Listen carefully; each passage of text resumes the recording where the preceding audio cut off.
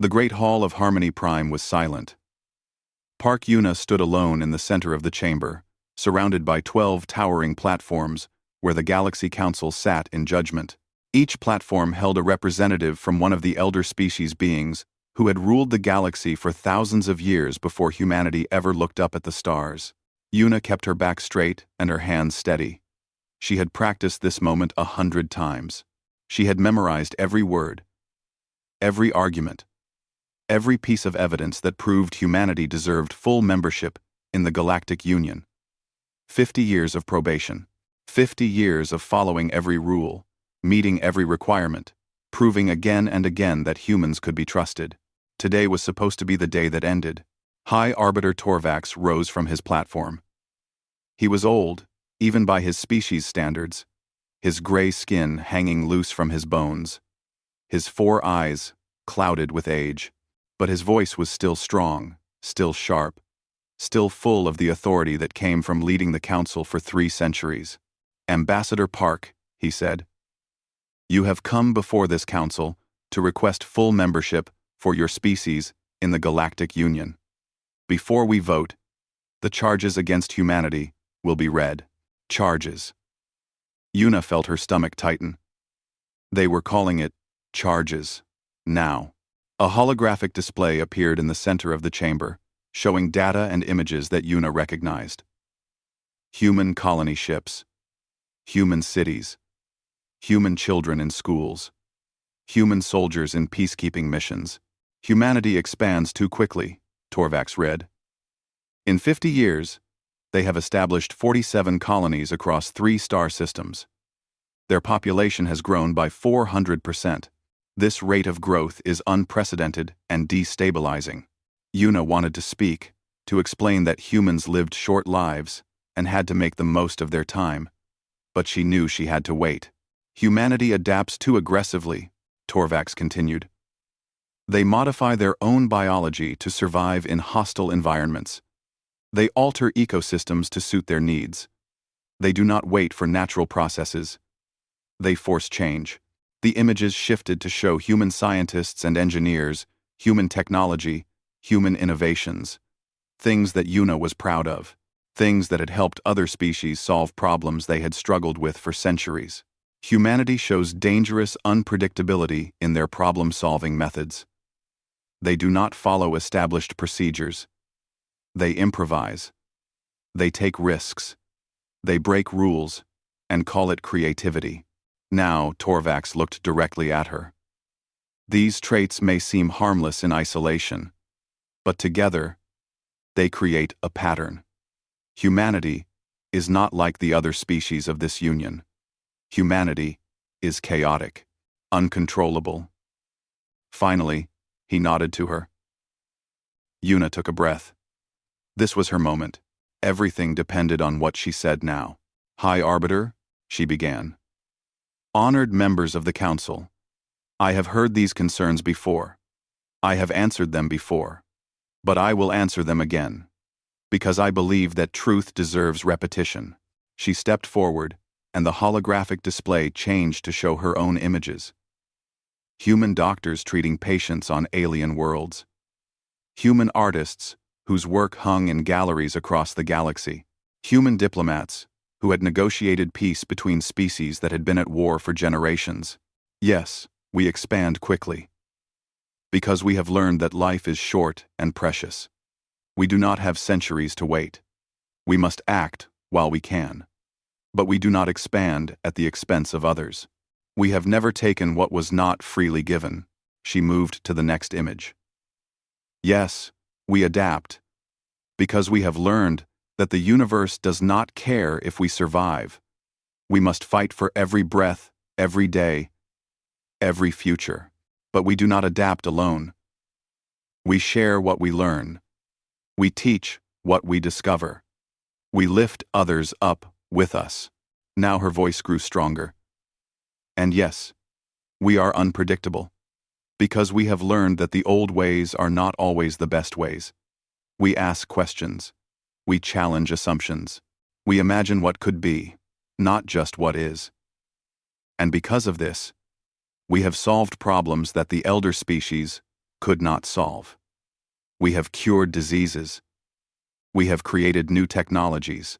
We have brought peace where there was war. She looked at each council member in turn. You call these things dangerous. I call them gifts. Humanity does not ask to be feared. We ask to be partners. We ask to be given the chance to prove what we can do. Not in isolation, but together with all of you. She stopped. She had said everything she could say. Now, it was up to them. Torvax nodded slowly. The Council will now vote. All in favor of granting Earth full membership in the Galactic Union? One hand rose. Just one. Ambassador Revan of the Helios Collective, the youngest member of the Council. The only one who had ever visited Earth. She met Yuna's eyes and gave a small, sad nod. All opposed? 11 hands rose. Yuna felt the world tilt around her. She had prepared for this possibility. She had told herself she was ready for it. But now that it was happening, she felt like she was drowning. The motion fails, Torvax said. Membership is denied, but he was not finished. He looked down at a document in front of him, and when he spoke again, his voice was cold. Furthermore, the Council invokes Article 7 of the Galactic Charter, Containment Protocol. Yuna's blood went cold. What? Earth and all its colonies will be quarantined indefinitely. No trade. No travel. No communication with any member species of the Galactic Union. Human vessels found outside the quarantine zone will be destroyed. Human citizens found on Union worlds will be detained. You cannot do this, Yuna said. We have done nothing wrong. We have followed every law. The law is what this council decides, Torvax said. And we have decided that humanity is too dangerous to be allowed to spread further. This is not punishment, Ambassador. This is prevention. For the good of the galaxy. Ask. Guards appeared at Yuna's sides, their weapons drawn. She was being escorted out, removed, erased. But before they could take her, she pulled out her communicator. Her fingers moved fast. Faster than the guards could react. She typed one message and sent it to Earth, to Sol. To the underground command center, where Fleet Admiral Cho De-wan was waiting. The message was simple. They've made their choice. Now, we make ours. Then the guards grabbed her arms and pulled her away. The great doors of the council chamber closed behind her with a sound like a tomb, sealing shut. On Earth, Admiral Cho read the message. He was an old man now, but his mind was still sharp, and his heart was still strong. He had served humanity for 40 years. He had fought in wars and negotiated peace.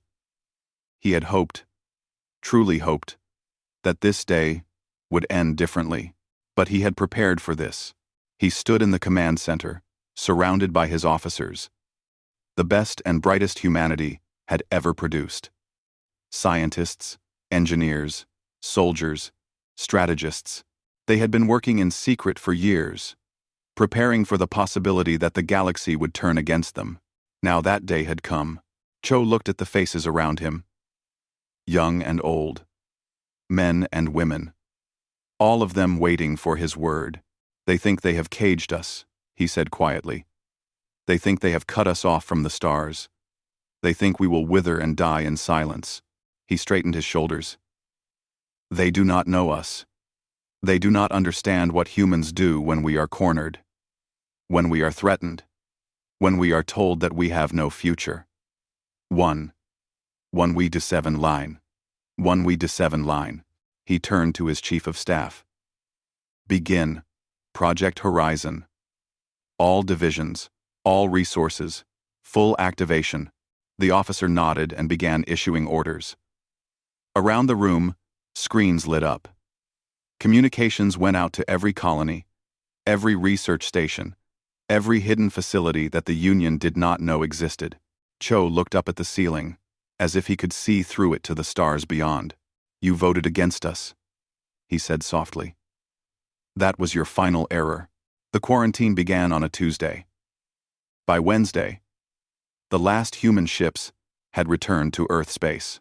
By Thursday, The Union patrol fleets had taken their positions along the Kepler boundary, a line of sensor stations and warships that surrounded humanity like a wall of steel and fire. The Council expected panic. They expected riots, protests, desperate attempts to break through the blockade. They expected humanity to tear itself apart. They did not expect silence. For the first 3 months, Earth and its colonies went quiet. Communications dropped to almost nothing. Ships stopped moving. The Union's spy satellites showed cities functioning normally, people going about their daily lives, but no signs of distress or rebellion. High Arbiter Torvax received weekly reports and smiled at each one. They are accepting their fate, he told the Council. They understand now that resistance is pointless. In a generation, they will forget they ever wanted more. He was wrong. He was so wrong. In Busan, in a research facility buried deep under the mountains, Dr. Kang Mirai worked 20-hour days. She was 43 years old, small and thin, with dark circles under her eyes and burns on her hands from chemicals and electricity. She had not slept in 2 days. She did not care. On the table in front of her was a device the size of a football. It hummed with energy that should not exist, energy that the elder species had monopolized for centuries, energy that allowed their ships to fold space and travel between stars in hours instead of years. Quantum fold technology. The foundation of galactic civilization. The thing that kept the elder species in power and everyone else dependent on them. Mirai had spent 15 years trying to understand it. The Union had never shared the science, only sold the finished products at prices that kept younger species poor and grateful. But humanity had captured a few devices over the years, taken them apart, studied them, tried to figure out how they worked. 3 days ago, Mirai had finally succeeded. It's not just replication, she told Admiral Cho over a secure channel. We've improved it. Their version wastes 70% of the energy input. Ours wastes only 20%. We can go farther, faster, with less fuel. Cho's voice was calm, but she could hear the excitement underneath. How soon can we build more? 6 months for the first production run. A year to outfit the fleet. You have 8 months. Make it work. Mirai nodded and cut the channel. She looked at the device on her table, glowing soft blue in the dim light. This little thing would change everything. The Union had kept humanity trapped with their control of fold technology. Now, that trap was broken. She allowed herself a small smile. Then she went back to work. Across the solar system, on Mars, Lieutenant Huang Jisoo was solving a different problem. The Union's weapons were powerful energy beams that could cut through any known material. Missiles that could track targets across thousands of kilometers. Human ships had always been vulnerable to them. Not anymore. Jisoo was 29, tall and strong, with rough hands from years of building things. She had grown up on Mars, in the colony's engineering corps, fixing machines and dreaming of the stars. When the quarantine came, she had volunteered for Project Horizon without hesitation. Her task was shields. Human shields were basic. They could block physical impacts and some energy weapons. But they failed quickly under sustained fire. Union shields were better, but humanity did not have access to Union shields. So Jisoo had decided to build something new. She started with a captured Union drone, a small scouting unit that had wandered too close to Mars and been brought down by colony defenses. Its shield generator was tiny, but it was enough to study. What she found surprised her. Union shields were static.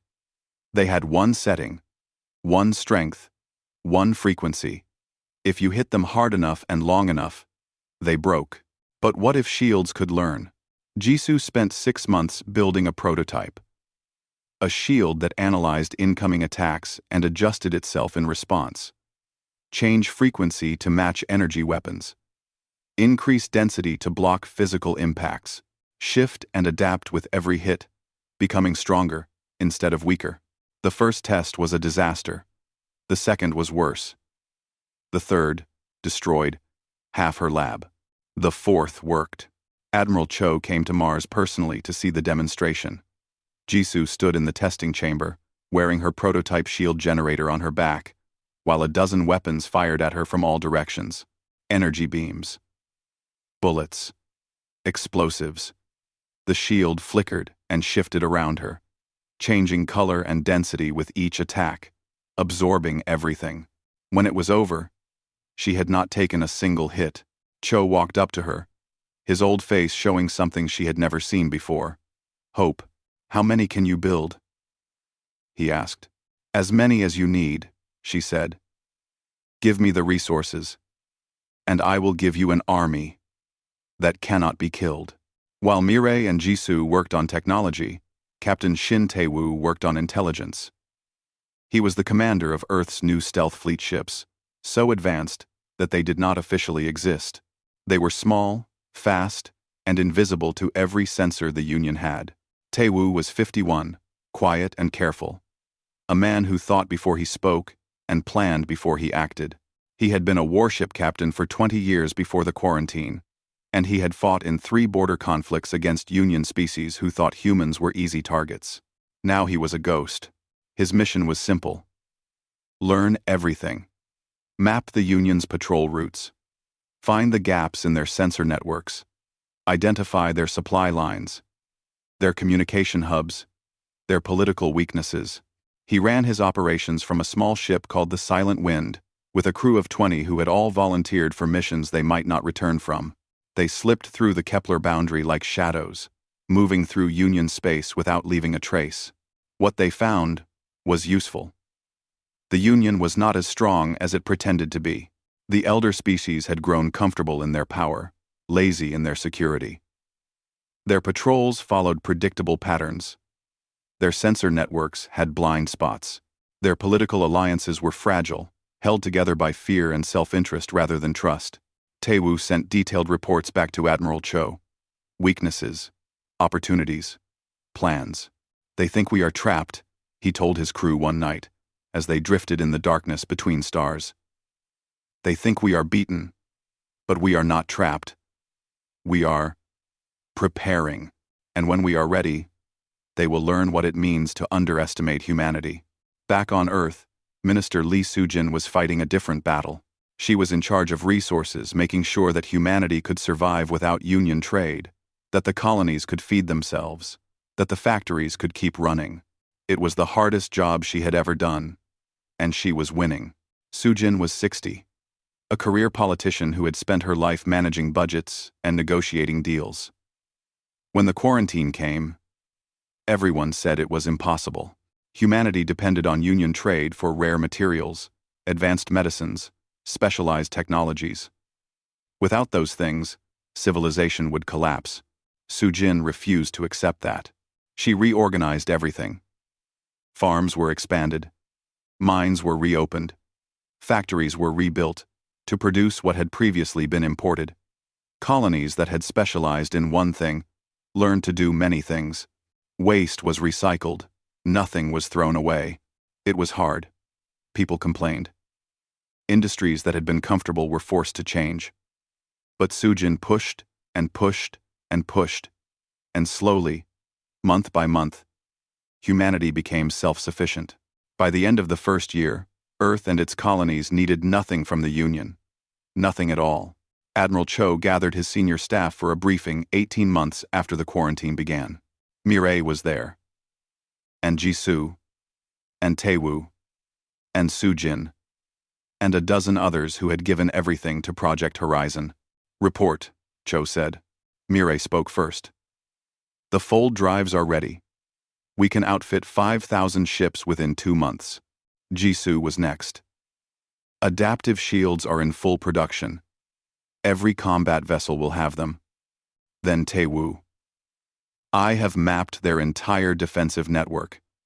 I know where they are weak. Quote, Tae-woo. Quote, finally, Soo-jin. Our economy is stable. We can sustain a prolonged campaign if necessary. Cho looked at them all. These brilliant, determined, unbreakable people. Humanity's best. The Union believes we are dying quietly in our cage, he said. They will learn the truth soon enough. Prepare for Phase 2. In the Great Hall, on Harmony Prime.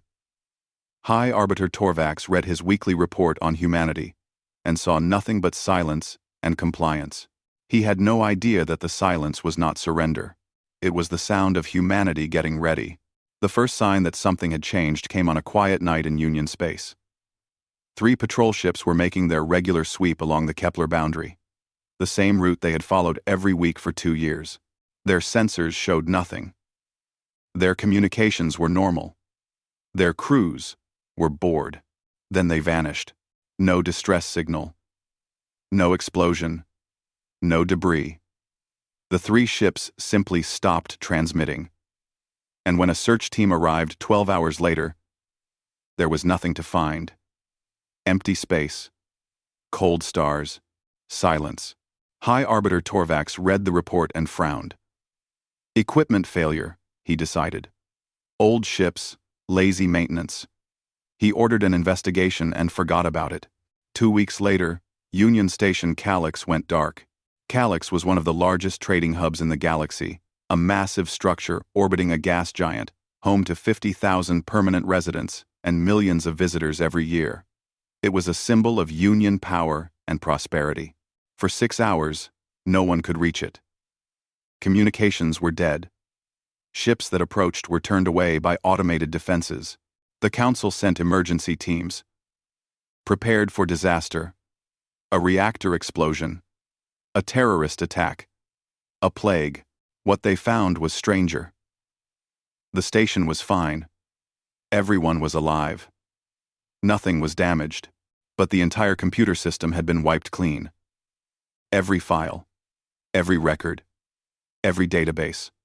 All the information that Calyx had collected about human technology, human biology, human psychology, gone. Erased so completely that not even fragments remained. Torvax called an emergency session of the Council. "This is an attack," he said. "The humans are responsible." Ambassador Revan, the one council member who had voted for humanity, raised her hand. "Do we have proof? Who else would do this? Who else would target information about humans?" "Perhaps we should ask them," Revan said. "Open a channel. Talk to them." "We do not negotiate with quarantined species," Torvax said coldly. "We respond with strength." He ordered the Union fleet to increase patrols along the Kepler boundary. He ordered intelligence services to investigate human activity. He ordered weapons research to prepare for possible conflict. But he did not understand what he was facing. Commander Bakehana had been running ghost operations in Union space for 18 months. She was the head of Earth's intelligence division, a woman of 45 who had spent her life learning how to be invisible. She could speak 12 languages. She could forge any document. She could become anyone she needed to be. Her operatives were spread across the galaxy, humans who had been living on Union worlds when the quarantine began, humans who had chosen to stay behind and become Earth's eyes and ears. They looked ordinary. They had ordinary jobs, ordinary homes, ordinary lives. But they were watching everything. It was Hana's people who had disabled the patrol ships. They had not destroyed them, just shut down their systems and towed them away to a hidden location where Earth scientists could study them. It was Hana's people who had wiped Calyx's databases. And it was Hana's people who were now moving to the next phase. She called it the Awakening. On a dozen Union worlds, small things began to go wrong. Supply shipments were delayed. Communications networks developed glitches.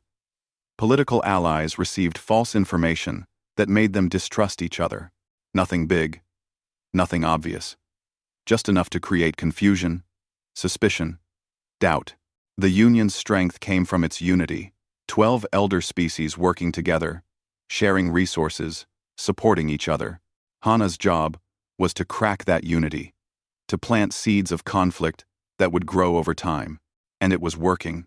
Torvax received reports of disputes between council members. Trade agreements were breaking down. Military commanders were blaming each other for the failures along the Kepler boundary. The perfect machine of the Galactic Union was starting to grind. But Hana was not finished. One morning, every communication device in the galaxy received the same message at the same moment. Every screen, every speaker, every holographic display in every language, on every world. The message was from Earth, citizens of the Galactic Union. 2 years ago, your council voted to imprison humanity.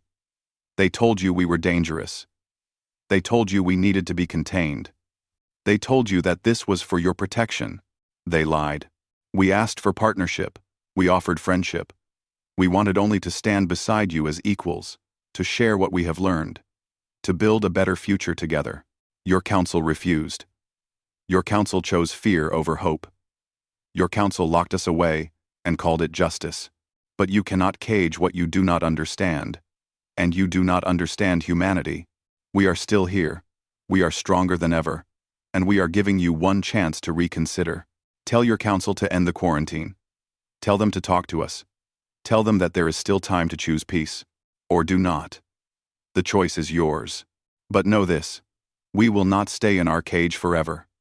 And when we come out, we will remember who stood with us and who stood against us. This is your one chance. Do not waste it. The message ended. Across the galaxy, billions of beings looked at each other in shock. Some were afraid. Some were angry.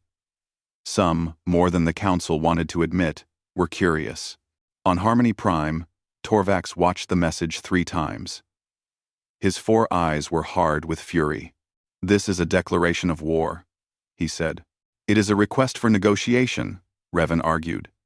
They are offering peace. They are threatening us. They have attacked our stations, disabled our ships, infiltrated our worlds. This is not peace. This is aggression. Then let us talk to them. Let us find out what they want. We know what they want. They want to spread their chaos across the galaxy. They want to tear down everything we have built. They want to replace our order with their anarchy. Torvax stood, his old body trembling with anger. I will not allow it. I will not let these humans destroy 10,000 years of civilization. Then, he turned to the council. I call for a vote. Full military response. The combined fleet will be mobilized. We will go to Earth, and we will end this threat once and for all. Revan stood as well. This is madness. I know that they are animals, Torvax said. Clever animals, perhaps. But animals cannot stand against the full might of the Galactic Union. The vote was 11-1. The same as before. The combined fleet was mobilized. Over 10,000 warships from every member species. The largest military force ever assembled in galactic history. Carriers, battleships, destroyers, cruisers, fighters, bombers, troop transports, medical ships, supply vessels. It took 2 weeks to gather them all, to coordinate their commands, to plan their attack. They would go to the Kepler boundary. They would break through Earth's defenses. They would occupy Earth's colonies. They would force humanity to surrender. And if humanity did not surrender, they would destroy them. Admiral Cho received the intelligence reports from Commander Hanna. He read them carefully, noting the fleet composition, the command structure, the attack plans. Then he called his own commanders together.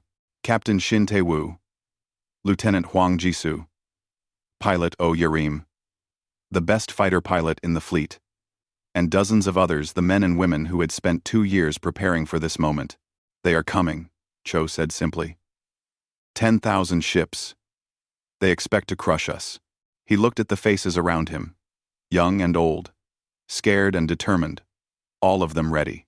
They are wrong, Cho said. They do not know what we have built.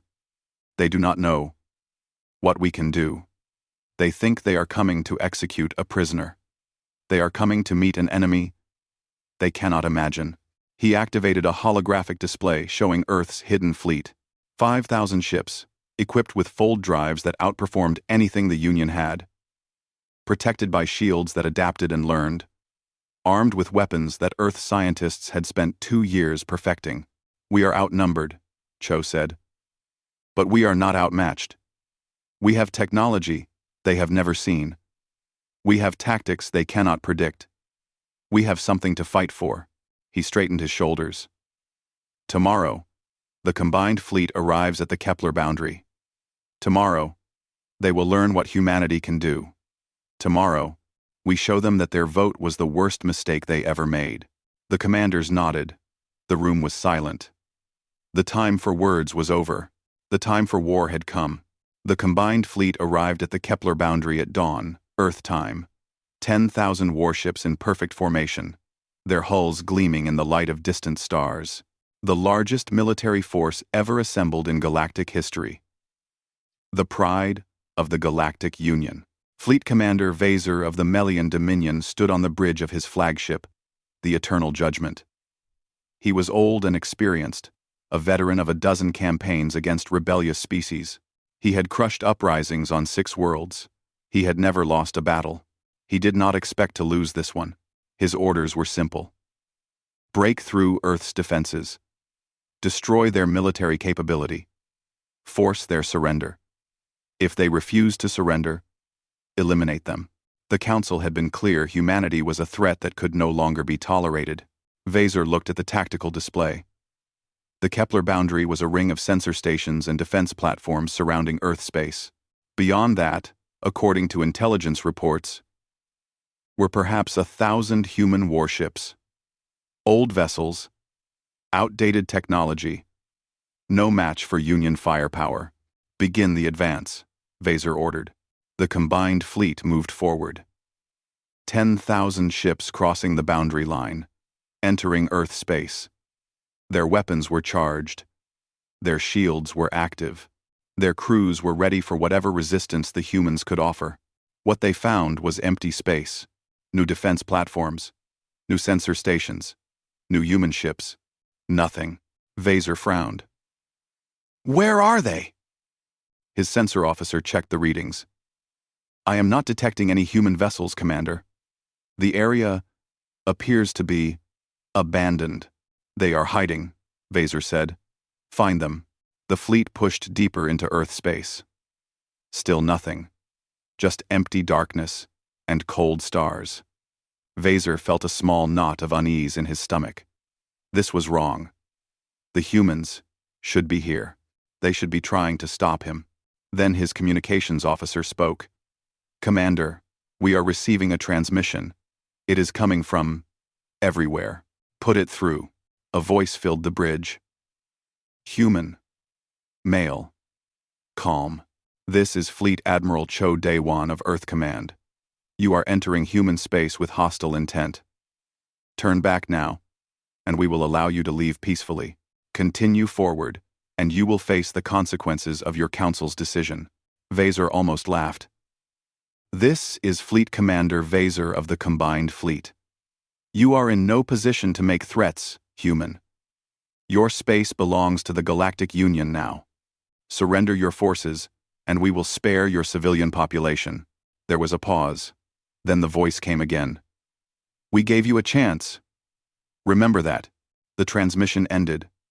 Vaser opened his mouth to give another order. He never got the words out. Space itself seemed to tear open around the combined fleet. Rifts of blue light appeared from nowhere, hundreds of them, and from each rift came human ships. They were not old vessels with outdated technology. They were something new. Something that should not exist. 5,000 ships, sleek, fast, deadly. They emerged from their fold, jumps already firing. The first wave of Union ships never knew what hit them. Energy beams sliced through their shields like they were made of paper. Missiles found gaps in their armor and detonated inside their hulls. Ships that had stood against every enemy the galaxy had ever seen exploded in seconds. Vaser gripped his command console as the Eternal Judgment shook from a near hit. Return fire! All ships, return fire! The combined fleet began to shoot back. 10,000 ships pouring energy into the darkness, filling space with light and destruction. They hit human ships. They damaged them. They destroyed some, but not enough. Not nearly enough. The human ships did not fight like Union ships. They did not hold formation. They did not follow predictable patterns. They moved like water, flowing around attacks, striking from unexpected angles, disappearing and reappearing somewhere else. Their fold drives were faster than anything Vazor had ever seen. They could jump across the battlefield in heartbeats, attack from behind, vanish before his ships could target them, and their shields. Their impossible shields. Vazor watched as one of his battleships concentrated all its firepower on a single human cruiser. The beams hit the human shield, and it flickered, shifted, changed color. The battleship fired again, and the shield adapted again. Again and again. Each attack absorbed, analyzed, countered. Then the human cruiser fired back, and the battleship died. "Their shields are learning," his tactical officer said, his voice shaking. "Every time we hit them, their shields get stronger. We cannot break through." Vazor felt cold. This was not possible. This was not how battles worked. Superior numbers were supposed to mean victory. The Union had 10,000 ships. The humans had 5,000. The math was simple, but the math was wrong. Captain Shin Tae-woo commanded Earth's first battle group from the bridge of the Righteous Fury. He had spent 18 months learning everything about the Union fleet. Their tactics, their weaknesses, their commanders. He knew how they thought. He knew how they would react, and he used that knowledge to destroy them.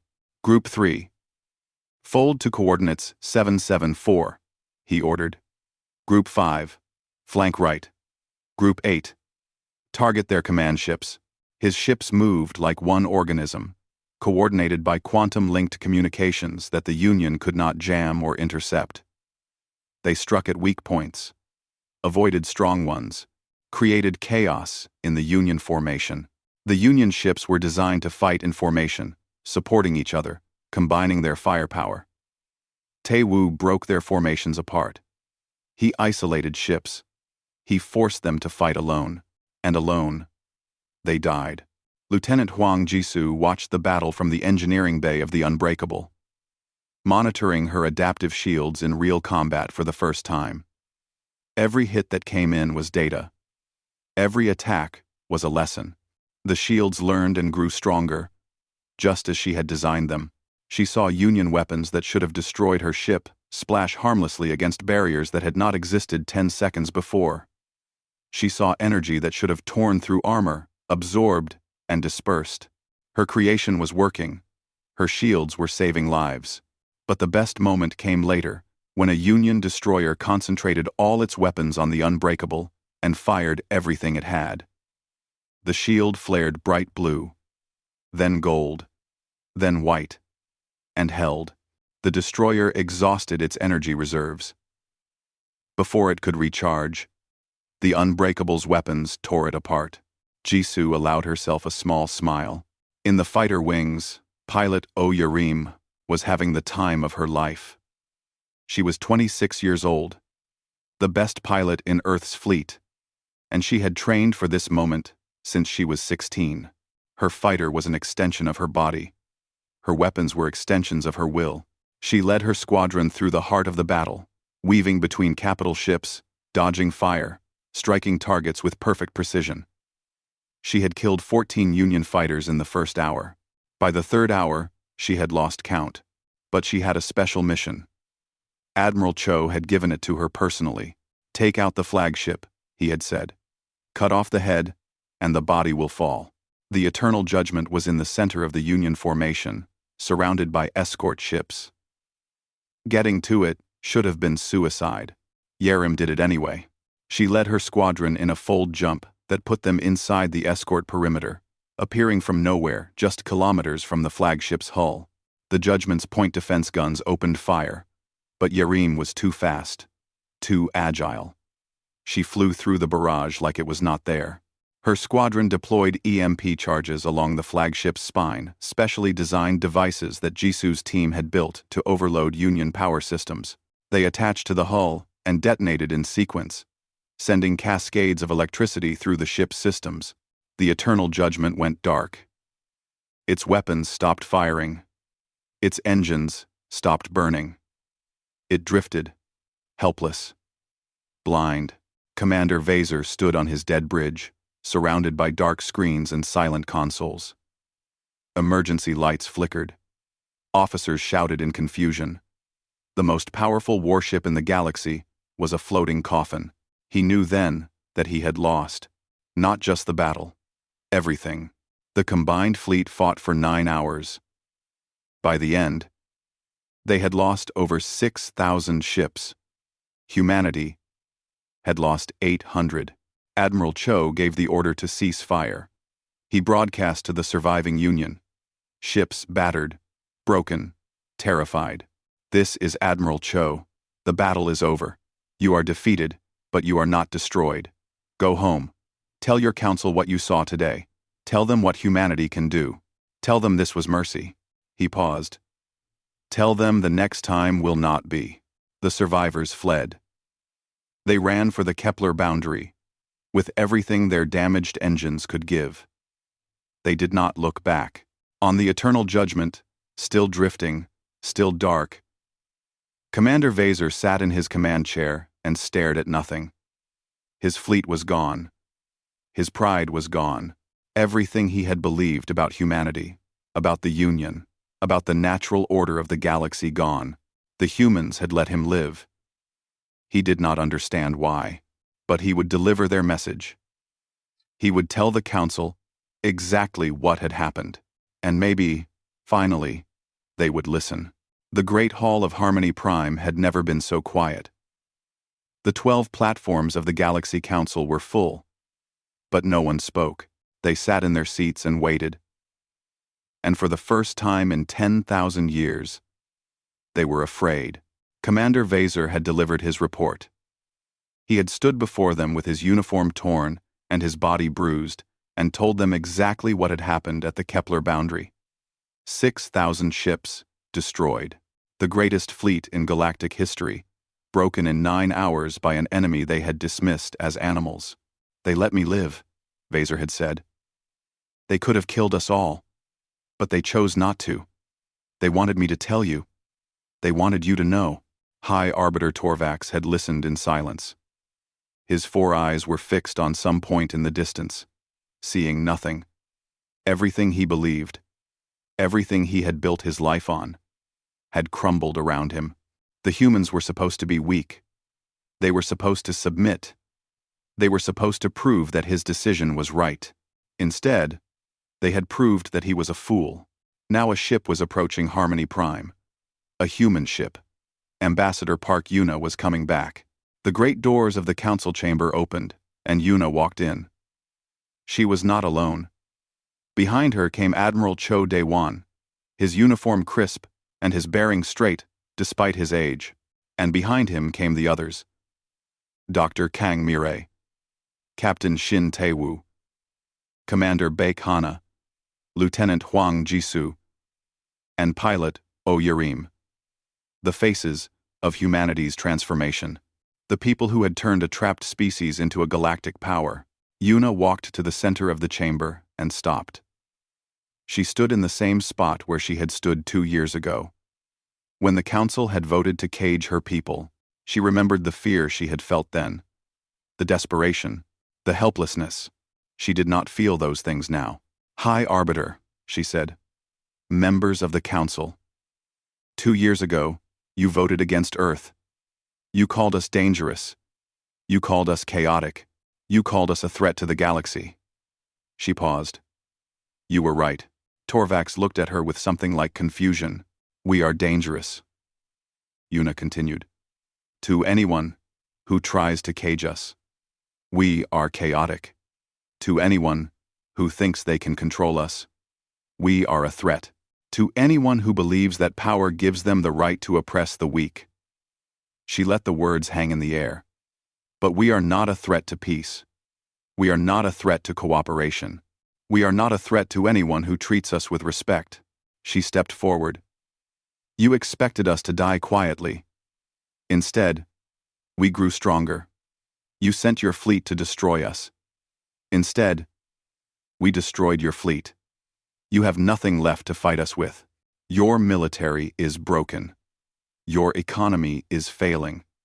Your alliance is cracking apart. The council members shifted in their seats.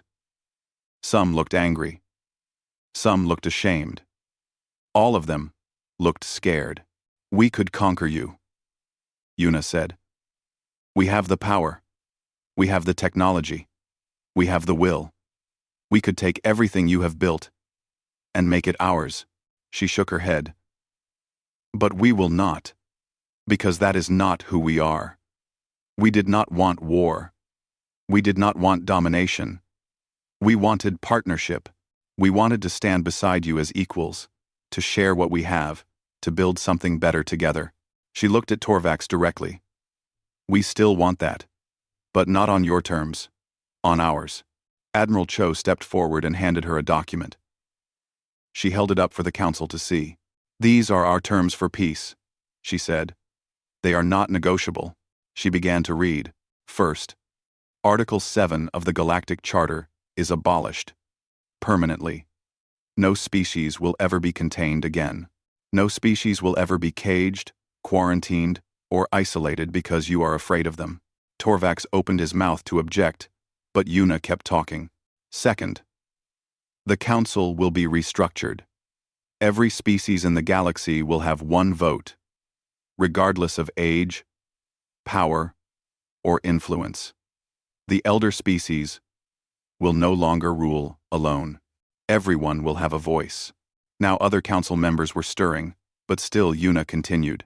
Third, humanity will share its technologies with every species, freely, without cost, without conditions, without control.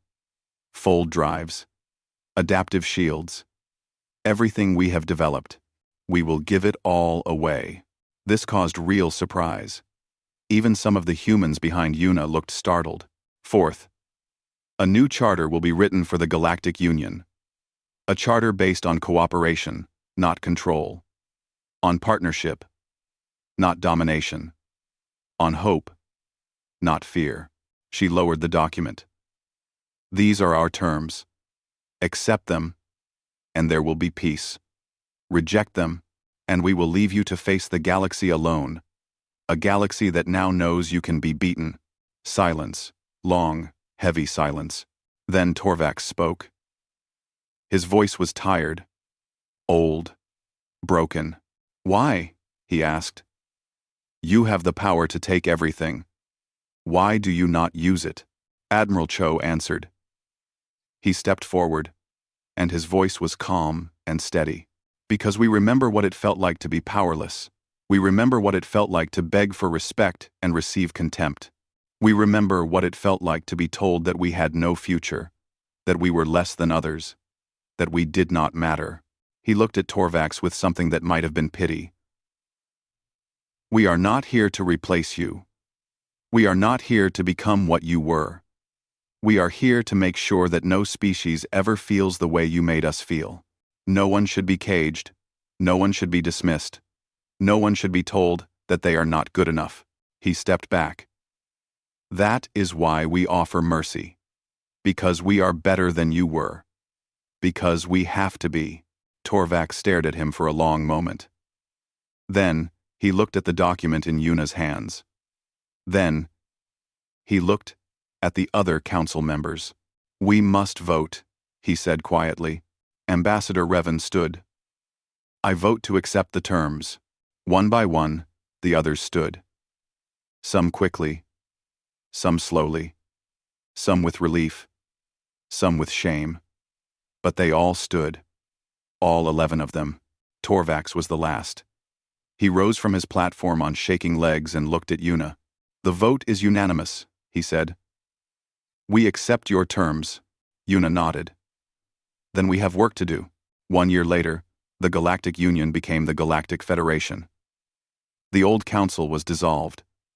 The new assembly included representatives from every species in the galaxy, each with an equal vote. The charter was rewritten, the laws were changed, the future was remade. Humanity shared its technology, just as Yuna had promised. Fold drives that were faster and more efficient, shields that adapted and learned, medical advances, agricultural innovations, everything they had developed in their 2 years of isolation, given freely to anyone who wanted it. The old hierarchies began to dissolve. Species that had been dominated for centuries found their voice. Species that had dominated learned to listen. It was not easy. It was not quick. But it was happening. Ambassador Park Yuna addressed the first assembly of the Galactic Federation. She stood at the podium and looked out at the representatives of 100 species, all watching her, all waiting to hear what she would say. 2 years ago, she began. The galaxy voted against humanity.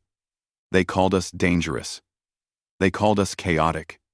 They tried to cage us, to silence us, to make us disappear. She smiled. They failed. But we are not here to gloat. We are not here to remind you of your mistakes. We are here to build something new, something better, something that none of us could build alone. She looked at the faces around her, human and alien, old enemies and new friends. The galaxy tried to break us. Instead, it made us stronger. It made us united. It made us determined to prove that we are more than what you feared. She raised her hand. And behind her, a holographic display lit up. It showed the flag of Earth flying alongside 100 others. 100 species. 100 worlds. 100 futures. Joined together. This is what we can be, Yuna said. Not conquerors, not victims. Partners. Equals. Builders of a future. That includes everyone. She lowered her hand. The galaxy voted against us. And in doing so, they gave us the greatest gift we could have received. They gave us a reason to become better, to grow stronger, to prove that humanity deserves to stand among the stars. She looked at the assembly one last time. Some errors, she said, are gifts in disguise. The council's vote was their final error. Let it also be the beginning of our greatest achievement. The assembly rose and applauded. Humans and aliens together. Enemies who had become friends. Species who had learned that fear was not strength, that control was not peace, that the galaxy was big enough for everyone. The vote against Earth had been meant to end humanity's future. Instead, it had created a new future for everyone. And that was humanity's final answer.